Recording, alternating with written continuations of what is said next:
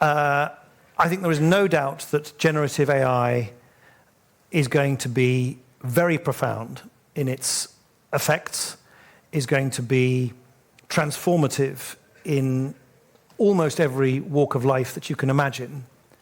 But I do not personally believe that it is going to be apocalyptic. I think a lot of the more apocalyptic predictions are based on the assumption that the technology as it is today is going to evolve very quickly into something which is loosely called artificial general intelligence.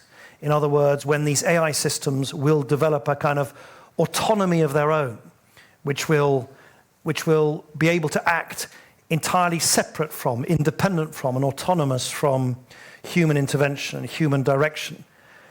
And look, there's a wide divergence of opinion. I think it's worth breaking down the predictions of what's going to happen next from the technology we have now. The technology we have now has advanced very rapidly. It will be transformative.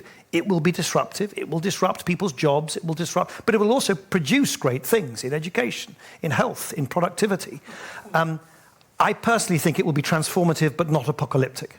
Do you still consider that Meta is a good name for the company? Oh, yes. Yes, absolutely.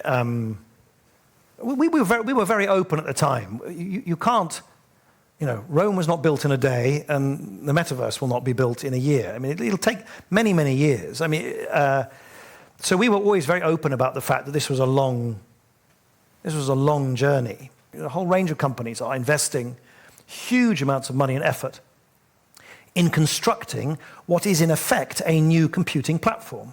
And this happens from time to time. I mean, all of you will remember when we were all on these big bulky desktops, right? And then we made the big transition from the desktops to laptops.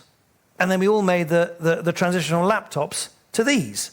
All of you in this room, I guarantee you, have in your bag or in your hand or in your pocket one of these. We so happen to think that this is not the end of technology. Technology did not stop with the mobile phone.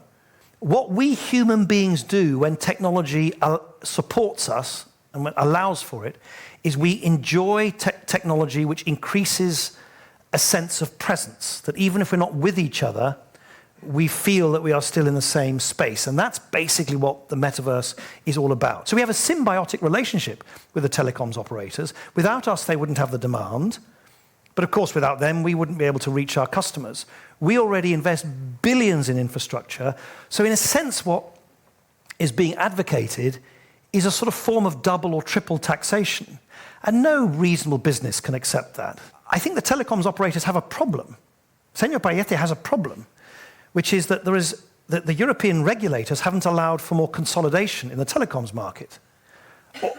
Or it's difficult for them to raise prices in order to raise capital for their infrastructure investment. So I have a problem, but Silicon Valley is not the reason for that problem, and we can't just be used as a piggy bank to solve a problem which is not of our own making. I hope logic will prevail.